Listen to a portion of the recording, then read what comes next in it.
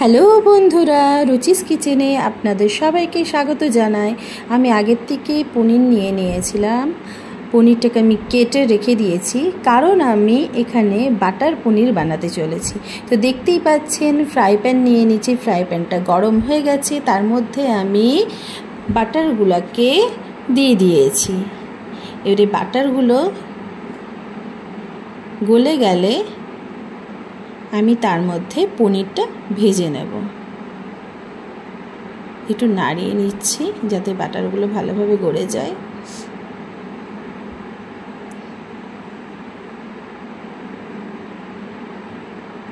বেশ, বাটারটা গলে গেছে। এবার আমি পনিরগুলো ছেড়ে দিচ্ছি, কারণ একটু জাস্ট পনিরগুলোকে ফ্রাই করে নেব।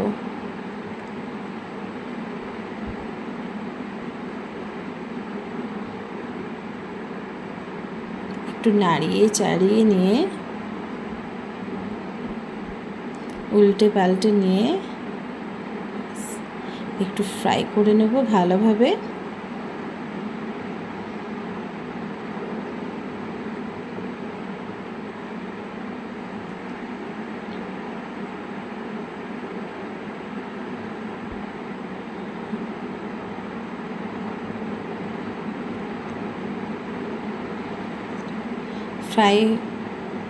ফ্রাই কমপ্লিটের দিকে এরপরে আমি পনিরগুলোকে নামিয়ে নিয়েছি। তো ওই বাটারের উপরে আমি অল্প রিফাইন অয়েল ব্যবহার করছি, কারণ আমাকে পেঁয়াজটাও ভাজতে হবে। তো দেখতেই পাচ্ছেন বন্ধুরা, ঝিরিঝিরি করে আমি পেঁয়াজটা কেটে নিয়েছি। পেঁয়াজটাকে আমি ভেজে নিচ্ছি।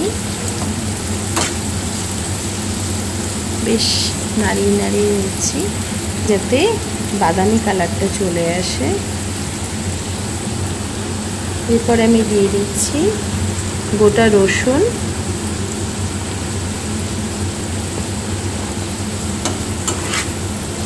আবার একটু নাড়িয়ে নিচ্ছি।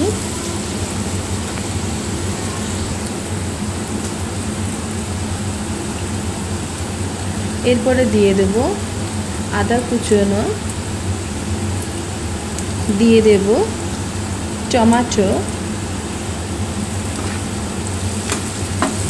একটু নাড়িয়ে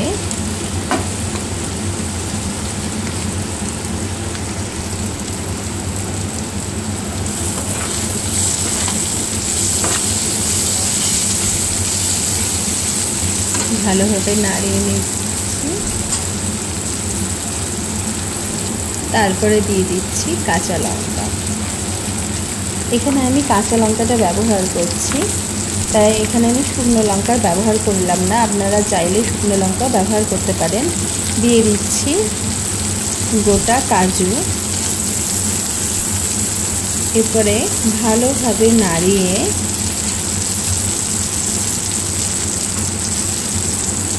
আর দিয়ে দেব কিশমিশ।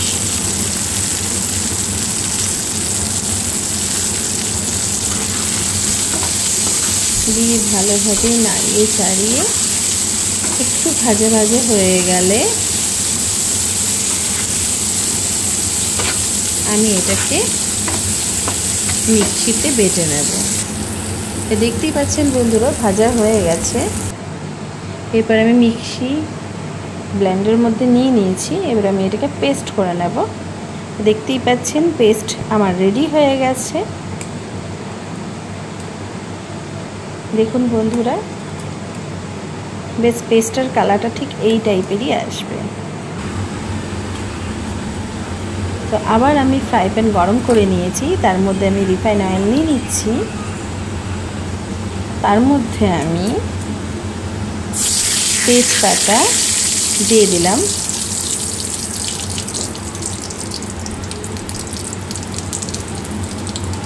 দিয়ে দিচ্ছি জিরে গুঁড়ো, আর দিয়ে দেব ধনে গুঁড়ো। এটা আপনারা পরিমাণ মতন দেবেন। একটু ভালোভাবে নাড়িয়ে চাড়িয়ে ওই পেস্ট করে রাখা মশলাটা আমি এর মধ্যে দিয়ে দেব।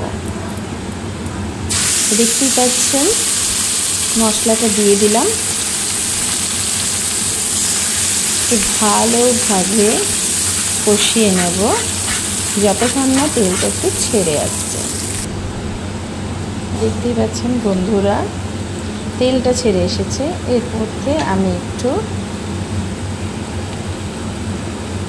নুন দিয়ে দিলাম কাশ্মীরি শুকনো লঙ্কার গুঁড়ো, জাস্ট কালারের জন্য।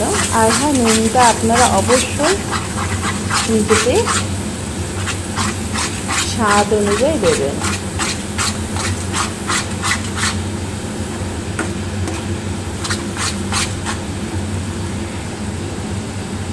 তেলটা ছেড়ে এসেছে। এরপরে আমি অল্প জল দিয়ে দিচ্ছি, কারণ এটা তো একটু গ্রেভি হবে, তাই পরিমাণ মতন একটু জল দিয়ে দিলাম এর মধ্যে দুধ পাউডার, একটু ভালোভাবে নাড়িয়ে চাড়িয়ে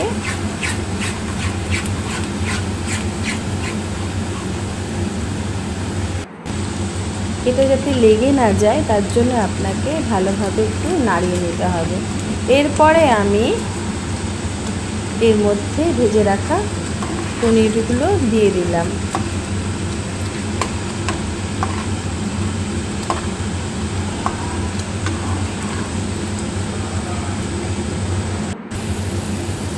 দিয়ে পনিরগুলো দিয়ে ঢাকা দিয়ে দিচ্ছিলাম। উপর থেকে আমি কসুরি মেথি দিয়ে দিলাম।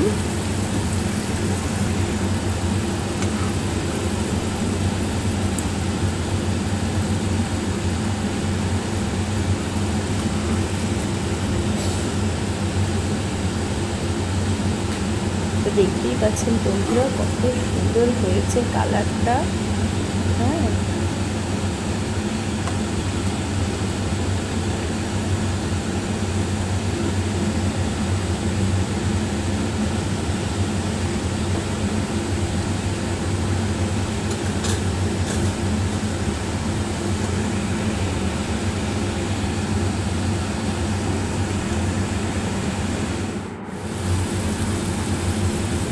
এরপরে দিয়ে দিচ্ছি উপর থেকে সামান্য একটু চিনি, কারণ এটা একটু মিষ্টি মিষ্টি হবে যেহেতু বাটার পনির। আর দিয়ে দিচ্ছি গরম মশলা গুঁড়ো। আপনারা এখানে গোটা গরম মশলাও ব্যবহার করতে পারেন, আমি এখানে গরম মশলা গুঁড়ো ব্যবহার করেছি। তো কেমন হয়েছে বন্ধুরা বাটার পনিরটা আমাকে অবশ্যই জানাবেন। দেখতেই পাচ্ছেন, এটা আপনারা রুটির সঙ্গে, রুমালি রুটির সঙ্গে, ব্রেডের সঙ্গে, পরোটার সঙ্গে ট্রাই করতে পারেন, খুবই ভালো লাগবে। আমি এটা সম্পূর্ণ ঘরোয়া পদ্ধতিতে বানিয়েছি। আপনারা অবশ্যই নিজেদের ঘরে ট্রাই করবেন আর আমাকে জানাবেন কমেন্ট বক্সে যে কেমন হয়েছে। তো বন্ধুরা, আমার চ্যানেলটিকে লাইক করতে, শেয়ার করতে, সাবস্ক্রাইব করতে ভুলবেন না যেন। তো ওকে বন্ধুরা।